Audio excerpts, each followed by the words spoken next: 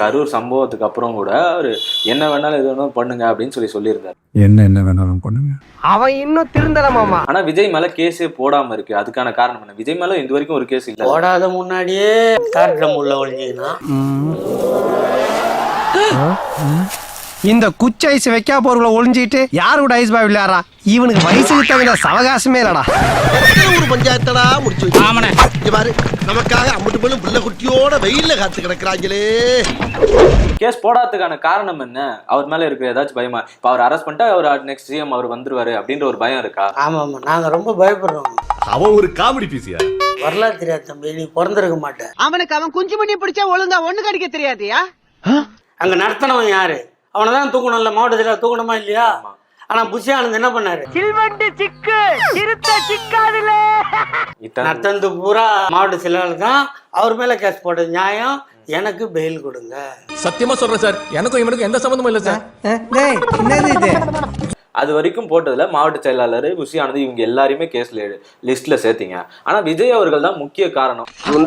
எப்படி கோர்த்து விடுது? அதான் நான் தான் சொல்றேன், பர்மிஷன் கேட்டவன் நிர்வாகி. அவனை போட்டான். இவனை போட்டதுக்கே ஓடி ஒளிகிற ஆளு அவரை போட்டா என்ன கைதி ஆவாரு? செத்துருவோம் சார். அங்கதான் அவர் கட்சி ஆரம்பிச்சாருல்ல, அப்போ இதே மாதிரி ஒருத்தர் வந்து பேட்டி கேட்டார். அப்போ நான் சொன்னேன், நல்ல மார்க்கெட் இருக்கும்போது வராரு, வாழ்த்துக்கள்னு நான் அப்போ சொன்னேன். இப்போ 2 வருஷம் கழிச்சு எங்கேயோ செமையா வாங்கியிருக்காரு போகுது நம்ம ஆளுங்கிட்ட, அதனால மாத்தி பேசுறாரு. இப்போ அந்த வீடியோ போடுறாரு. இப்பேற்பட்ட முட்டாளுங்களை வச்சு இவன் ஒரு கட்சி நடத்துறான். அந்த கட்சியை விளங்குன்றீங்க. சர்வநாசம் சர்வநாசம் சர்வநாசம். 4 மாவட்டம் 5 மாவட்டத்தை சேர்த்து 20,000 பேர் வரதெல்லாம் சிம்பிள். சப்போஸ் ஆட்சியை புடிச்சிட்டாங்க அப்படின்னா இல்லங்க, முதல்ல வாங்கணும், தோண்டணும், அப்புறம் தான் கட்டணும். அதெல்லாம் நடந்தாதானே. அதான் சொல்றேன், அத்தைக்கு மீச முளைக்கிட்டான், அப்புறம் பார்க்கலாம். அசிங்கப்பட்டான் ஆட்டோக்காரன். இப்ப ஈரோடு பிரச்சாரம் நடத்தினார்ல, அங்க வந்து பெரியார் வந்து கொள்கை தலைவரா வச்சிருக்காங்க. போய் எல்லாரும் பேட்டி எடுக்கிறாங்க, வர ரசிகர்கள் எல்லாரும் பேட்டி எடுக்கிறாங்க. தாவேக்கால இருக்க யாருக்குமே வந்து பெரியாரு அவ்வளவு தெரிய மாட்டேங்குது. அவனுக்கு யாரையுமே தெரியாதுங்க. யார் அவரு? யாரும் உங்களுக்கு தெரியாதா? இல்ல, உங்க கொள்கை தலைவர் நீங்க சொன்னா மக்கள்கிட்ட எனக்கு ஒரே ஒண்ணு, தளபதி மட்டும்தான். சுத்த முட்டா பசங்க. விஜய தெரியும், விஜய் கூட ஜோடி சேர்ந்தவங்கள தெரியும்.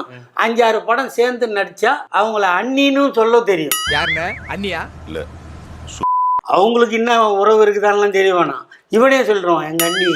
எனக்கு எதிரிங்க வெளியே இல்லடா, கூடவே இருக்கீங்க. கீர்த்தி சுரேஷ், திருசா 2 பேரா மாமி?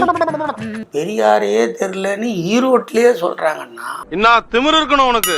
அந்த பொண்ணு சொல்லிச்சு இல்ல, இப்ப படங்கள்லாம் விஷம் வச்சு கொண்டுருவேன் ஓட்டு போடலன்னா. இதுங்கெல்லாம் நம்ம விஷம் வச்சு கொண்டு. உன்னையெல்லாம் சின்ன வயசுலயே கள்ளி பால் கொடுத்து கொண்டிருக்கணும்டா. மதுரையில பிஜேபி முருகன் மாநாடு போட்டு பெரியாரையும் அண்ணாவையும் கேவலப்படுத்துறாங்க. அதை பத்தி விஜய் என்ன வாய் திறந்தாரா? இப்பவாது 2 வார்த்தை பேசுங்கய்யா. பஞ்சாயத்து ஃபைனலுக்கு வந்துருச்சு, இன்னமும் பாயிண்ட் வரட்டும் திறக்க மாட்டார்.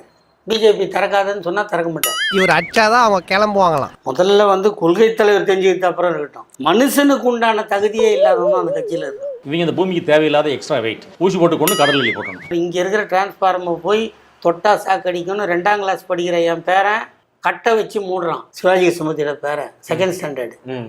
ஆனா டிரான்ஸ்பார்மர் ஏறினா வெட்டி செத்துருவேன்னு தெரியாதவன் வச்சுக்கிறான்னா இப்ப அந்த தலைவனை திருத்தணும்.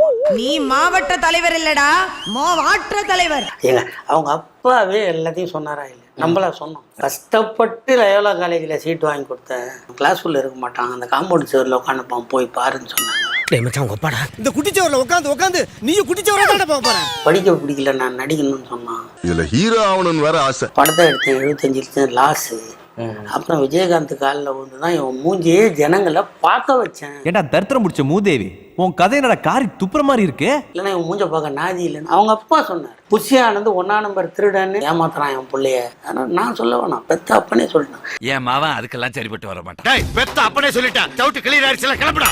என்ன சொல்றேன், ஒரு தலைவனா இருக்கணும், ஒரு கட்சிக்கு தொண்டனா இருந்தாவே தாய் தந்தையை மதிக்க தெரியணும், கட்டின பொம்பளைய கூட வச்சுக்க தெரியணும், பெத்த பசங்க கூட இருக்க வச்சுக்கணும்.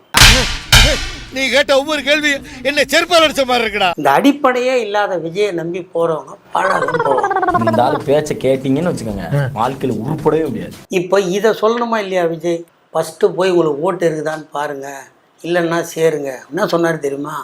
தேர்தல் வந்தா பூத்தே தாவேகா பூத்தா தான் இருக்கணும், எல்லாம் போய் ரொம்பன்றான். ஒருத்தனுக்கு எந்திரிச்சு நிக்கவே ஒக்கில்லையா, அவனுக்கு 9 பொண்டாட்டி கேக்குதா?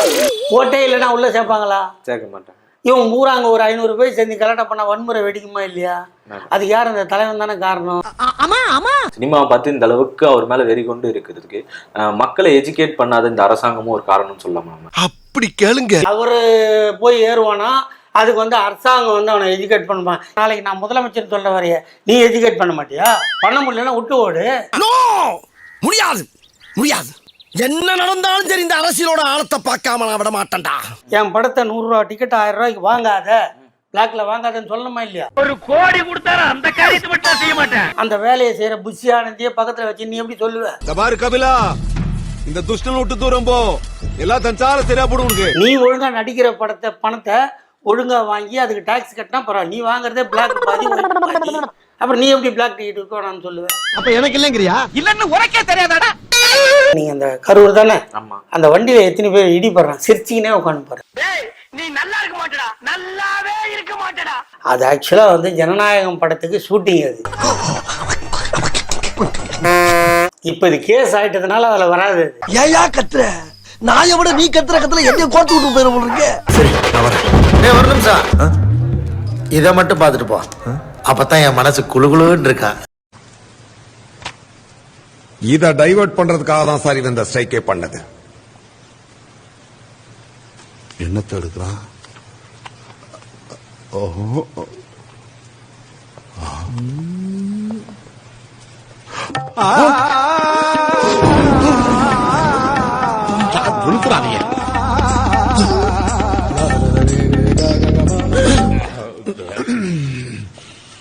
What is this Boominathan? இத போட்டோஷாப் பண்ணிட்டா சார். போட்டோஷாப் யாரும் நம்பாதீங்க, போட்டோஷாப் பண்ணிட்டா சார். அப்ப அது மட்டும் ஒரிஜினலா சார்? ஸ்டார்ட் பண்ணு.